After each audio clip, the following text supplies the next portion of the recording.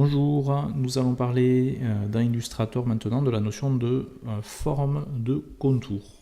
Alors il existe les formes de contour artistiques, diffuses et de motifs. Donc je vous explique un petit peu en quoi ça consiste. Et pour ce faire, je vais déjà commencer par créer un tracé à la plume.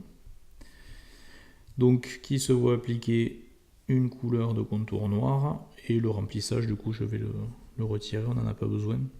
Alors qu'est-ce que la notion de forme de contour? C'est le fait d'appliquer des formes en remplissage du contour, au lieu d'avoir un simple trait solide. Alors où est-ce qu'on va trouver ça? On va trouver ça au niveau de la liste des palettes à droite, et c'est symbolisé par le pot rempli ici de pinceaux, de formes. Voilà, c'est ça les formes. Et donc vous voyez que on nous propose de base quelques formes prédéfinies. Par exemple celle-ci. Alors je vais augmenter l'épaisseur pour que vous voyez bien ce que ça donne, de façon un peu effusaine on va dire. Ici la corde, façon couture, etc., etc. Alors c'est pas énormément de possibilités, mais sachez que vous avez des bibliothèques qui sont accessibles par le biais de la liste déroulante en haut à droite ici de la palette forme. Et vous pouvez donc ouvrir des bibliothèques de formes. Par exemple, vous avez les flèches. Hop.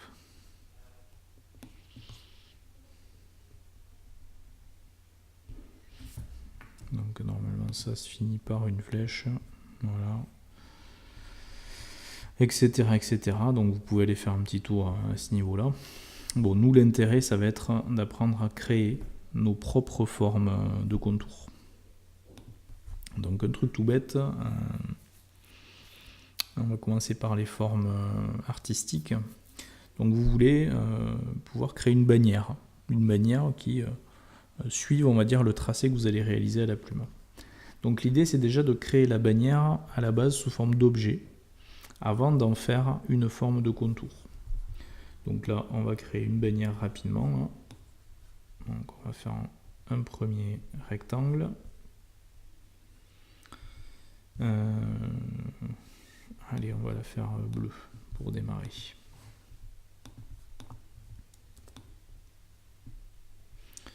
Du coup, on va rajouter ici ce qui va déborder de la bannière, le fanion on va dire. Donc on va rajouter un point d'ancrage au milieu ici de cette forme. On va prendre ensuite les deux petits bouts d'ici avec l'outil sélection directe et en maintenant Maj pour faire une sélection multiple. Et avec la flèche de gauche, je déplace ça vers l'extérieur. On fera une symétrie ensuite. Ensuite, on va créer toujours à la plume le morceau qui va faire hop, ceci, c'est-à-dire la partie un peu ombre de la chose.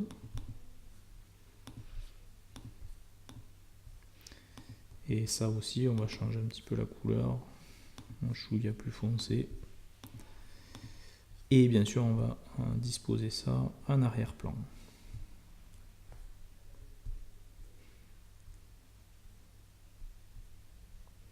On gère les plans. Voilà. Donc on va ensuite prendre cette partie-là et on va en faire un double en symétrie, en miroir. Et pour ça, vous avez objet, transformation et miroir. Et vous dites que vous faites une symétrie verticale en faisant une copie. Et vous déplacez ça de l'autre côté.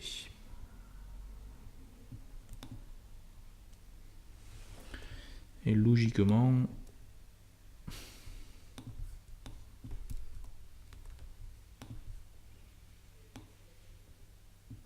voilà, c'est bon. Donc voilà votre bannière. Donc l'idée, ça va être de prendre cet ensemble, peut-être de créer un groupe, de les associer. Alors soit en passant par objet associé ou en faisant un clic droit et associé. Donc, comme ça, vous avez l'ensemble. Et cet ensemble, vous allez le faire glisser à l'intérieur de la palette de forme, à la suite. Et au moment où vous relâchez le clic, on vous demande de sélectionner le type de forme de contour de forme que vous souhaitez créer. Donc là, on va choisir la notion de forme dite artistique. La forme artistique, ça veut dire quoi? Ça veut dire qu'il va récupérer cette forme que je viens de créer et il va l'étirer jusqu'à ce qu'elle remplisse tout le contour que j'aurai tracé. Alors vous voyez, au passage, on peut gérer à ce niveau-là directement l'aspect largeur de la forme. Dire même, ça varie en fonction de la pression. Bon, on ne va pas le faire là.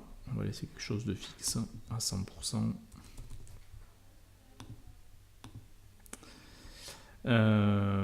L'orientation, donc là, ça s'étire en partant ici, début du tracé, et ici, fin du tracé. Mais on pourrait l'étirer dans l'autre sens, ce qui ferait très bizarre. Alors aussi l'aspect coloration. Alors c'est vrai que vous avez une petite ampoule pour vous indiquer ce que c'est, mais sans coloration, ça veut dire que quelle que soit la couleur que j'appliquerai à mon contour, au final on aura cette forme là avec ces couleurs là. Si vous optez pour le mode teinte, à ce moment là, la teinte va changer de l'objet, mais sans gérer l'aspect, on va dire, ombre de la forme. C'est pour ça que vous avez le mode teinte et ombre, où là ça conserve l'aspect couleur très foncée de l'objet, et en plus ça change la teinte.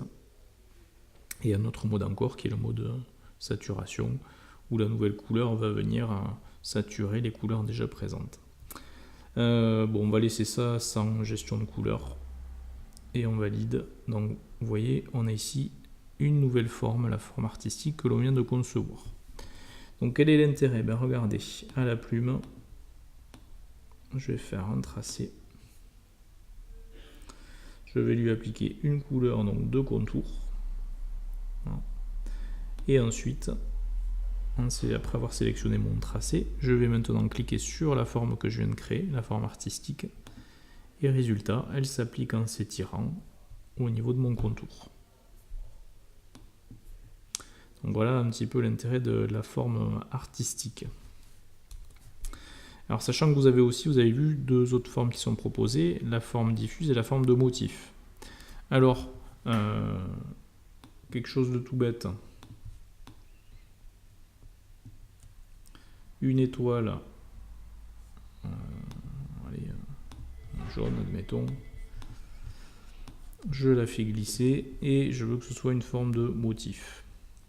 Voilà, forme de motif, c'est juste que cette forme va être prise et mise bout à bout pour remplir le tracé. C'est pas l'étoile qui va être déformée pour remplir le tracé, elle va se répéter pour remplir le tracé. Alors vous pouvez gérer donc l'échelle, plus ou moins importante de l'étoile, et le pas, c'est-à-dire l'espacement. On n'a pas de pas, on a un pas qui est à 0. Si vous mettez 20, on a un pas de 20 entre les formes. Si vous mettez 100, alors 100%, on n'a un pas de 100% entre les formes. C'est-à-dire qu'on pourra avoir une autre forme entièrement au niveau de l'espace entre les formes. Je vais mettre ça à 0. Alors je ne sais pas si vous voyez, mais vous avez aussi au niveau des angles une problématique qui se crée, c'est que l'étoile est déformée. Ce qui peut poser problème, puisque ça ressemble plus trop à une étoile du coup. Donc vous avez le choix ici, et vous pouvez dire carrément rien au niveau des angles. Vous voyez, ça c'est l'angle extérieur, il y a la même chose pour les angles intérieurs. Vous pouvez aussi gérer ça pour le démarrage et la fin du tracé d'ailleurs. Sauf que là, si je retire tout, ça fait un petit peu vide. Donc je pourrais même carrément venir créer un nouveau motif que j'utiliserai au niveau des angles de mon tracé. Donc il y a ceux qui sont calculés automatiquement, que vous voyez là, qui ne sont pas très esthétiques. Et ensuite, on retrouve donc les motifs qui sont mémorisés dans le nuancier. Donc CF, le cours précédent sur les motifs. Donc ça veut dire que si moi je veux un petit rond jaune, par exemple, au niveau des angles, il faudrait au préalable que je crée le petit rond jaune et que je le mette ici en tant que motif. Ça aurait pu être l'étoile aussi, hein, pour avoir carrément une étoile au niveau d'un angle. Et ensuite, donc effectivement, je crée ma forme de motif. Donc on a la même chose que tout à l'heure, sauf que je pourrais dire, ben, pour mes angles, je veux utiliser le motif, donc rond ou carrément étoile. Hein. Et vous voyez ce que ça donne là. Idem pour les angles intérieurs. Voilà. Toujours la même gestion de la coloration. Teinte, teintée ombre ou décalage de la teinte. Voilà. Et donc, vous n'avez plus qu'à faire OK. Et votre forme de motif est mémorisée. Donc, rebelote, hein, si je fais un tracé à la plume.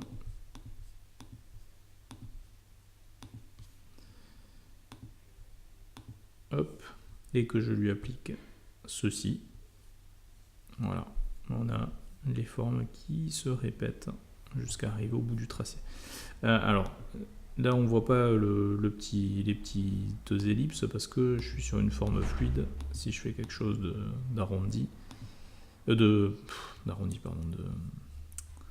rectiligne avec des angles, là effectivement on voit bien les ellipses qui s'insèrent au niveau des angles. Alors elles s'insèrent mais elles se déforment aussi, hein, en fonction de l'angle. Voilà pour la forme de motif, et on va terminer avec la notion de forme diffuse. Donc pareil, on va prendre toujours une étoile. Alors, on va peut-être changer sa couleur. Allez, une étoile rose. Donc on va mémoriser ça sous forme de forme diffuse. Alors la forme de diffuse, à la base, elle semble très proche de la forme de motif, c'est-à-dire que on va avoir une répétition de cette forme tout le long du tracé, mais à la différence qu'on peut gérer l'aspect un peu aléatoire du positionnement de cette forme sur le tracé. Donc déjà la taille, on peut la faire varier de manière aléatoire, hein, entre X% et X% de sa taille d'origine. Idem pour le pas, c'est-à-dire l'espacement entre les formes qui se positionnent sur le contour. On peut aussi avoir un pas qui est variable, aléatoire. Alors, idem pour la diffusion. Alors la diffusion c'est quoi? C'est l'espacement entre la forme qui s'insère et le tracé d'origine. C'est-à-dire qu'on va voir l'étoile qui va se décaler par rapport au tracé d'origine. Et on peut mettre ça de manière aléatoire. Alors 0%, c'est-à-dire que la forme est pile poil sur le tracé. Et on va faire ça aléatoire entre moins 37 et 46%. C'est vraiment du pif. Et idem pour la rotation qu'on peut mettre de manière aléatoire au niveau des différentes formes qui vont s'insérer sur le tracé. Donc résultat, toujours comme tout à l'heure, je vais créer un tracé. Hop, et ce tracé, je vais lui appliquer ma forme diffuse. Et hop, voilà, on voit bien que les tailles varient. La diffusion aussi, vous voyez, celle-ci par exemple, elle n'est pas pile poil sur le tracé. Celle-là non plus, elles sont aucune d'ailleurs pile poil sur le tracé. La rotation aussi varie, hein. Donc on a un aspect un peu aléatoire qui est donné à ce tracé-là. Alors vous pouvez à tout moment d'ailleurs double-cliquer sur la forme qui est mémorisée ici pour la retravailler. Hein, là j'estime que l'aspect diffusion n'est pas assez prononcé, donc je vais augmenter un peu la diffusion et je valide en faisant OK. Alors là il faut surtout dire je réapplique au contour, hein, pour que ça recalcule l'effet. Et là vous voyez on a vraiment quelque chose d'aléatoire qui suit donc avec une grande diffusion, hein, donc assez aléatoire, le tracé qui a été fait à la plume. Donc voilà pour les formes de contour. Donc encore une fois, ce sont des formes qui viennent s'appliquer au niveau du contour de votre tracé. Ou de vos formes, hein. J'aurais très bien pu tracer une ellipse et appliquer à cette ellipse, hop, la forme soit diffuse, soit artistique, soit de motif. Voilà, ça peut s'appliquer aussi à une forme fermée. Donc voilà, à très bientôt pour une nouvelle notion d'Illustrator.